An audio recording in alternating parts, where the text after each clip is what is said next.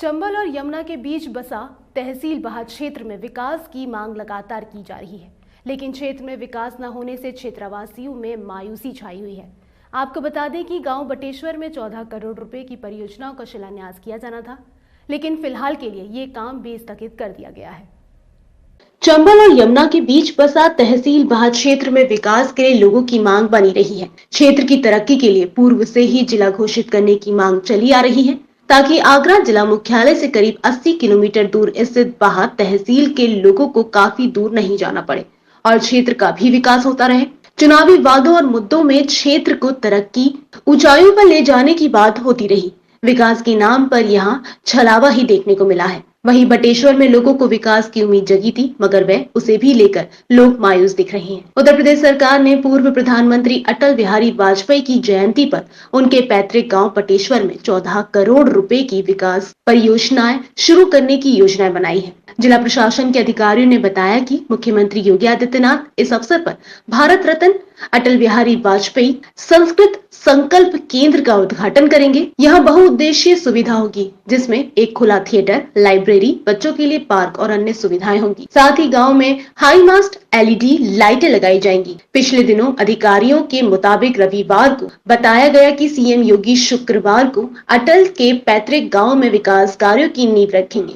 इनमें एक convention centre का निर्माण उत्तर प्रदेश राज्य निर्माण और अवसंरचना विकास निगम द्वारा सीमित किया जाएगा। केंद्र पूर्व PM की विरासत को चित्रित करेगा, मगर लोगों का सपना पूरा होता नहीं दिख रहा है। पूर्व प्रधानमंत्री अटल बिहारी वाजपेयी की जयंती पर 25 दिसंबर को होने वाले शिलान्यासों के बारे में क्षेत्रीय विधायक रानी पच्छालिका सिंह ने इसकी जानकारी देते हुए बताया कि 25 दिसंबर को दोपहर प्रधानमंत्री नरेंद्र मोदी कृषि कानून पर विपक्ष द्वारा मुख्यमंत्री योगी आदित्यनाथ भी मौजूद रहेंगे, जिसके कारण पूर्व प्रधानमंत्री की स्मृति में 14 करोड़ की लागत से बनने वाले लाइब्रेरी, झील, पार्क आदि का कार्यक्रम जल्द ही होगा और पूर्व प्रधानमंत्री की स्मृतियों को सहेजने का कार्य सरकार द्वारा पूरा किया जाएगा। बटेश्वर के लिए 14 करोड़ के वित्त की घोषणा अखबार में पड़ी थी और अगले दिन ही शिलान्यास का जो कार्यक्रम प्रस्तावित था उसके कैंसिल होने की सूचना भी हमने अखबार में पढ़ी थी। ये बहुत ज्यादा निराश करने वाला है। बटेश्वर के लिए तमाम तरीके की घोषणाएं हुई, लेकिन वो अखबारों तक ही सीमित रही। अटल जी के घर के लिए घोषणाएं हुई, म्यूजियम के लिए घोषणाएं हुई, विद्यालय भी बटेश्वर में कन्या विद्यालय आने वाला था, वो कहीं और चला गया। बहुत सारी चीजें बटेश्वर के लिए आई तो सही अटल जी के नाम पे, लेकिन वो बटेश्वर में लगी नहीं और लोगों को धीरे धीरे ये लगने लगा है कि बटेश्वर में कुछ होना जाना नहीं है, बस अखबार लोग खेल रहे हैं, सरकार अखबार खेल रही है, नेता भी अखबार खेल रहे हैं। तो ये सोचने वाली बात है और इस पर सरकार को सोचना पड़ेगा, क्योंकि उनके शीर्ष नेता, उनके फाउंडर थे अटल जी, उनकी पार्टी के, उनका पैतृक स्थान है बटेश्वर, इतना बदहाल है, ये देख के हमें तो शर्म आती है। सरकार को आती है कि नहीं आती है पता जी। बटेश्वर में सरकार की तमाम प्रकार की घोषणाएं होती हैं। अभी वर्तमान में 14 करोड़ की घोषणा हुई है, जो मैं कहता हूँ धरातल पर नहीं दिखाई देंगी, कागज़ों में चलेंगी, मीडिया में चलेंगी। अभी 25 तारीख को उद्घाटन हो रहे थे तमाम प्रकार के, तो उद्घाटन भी हो गए और घोषणा भी हो गई, सब समाप्त हो गया। धरातल पर कुछ दिखाई नहीं देगा।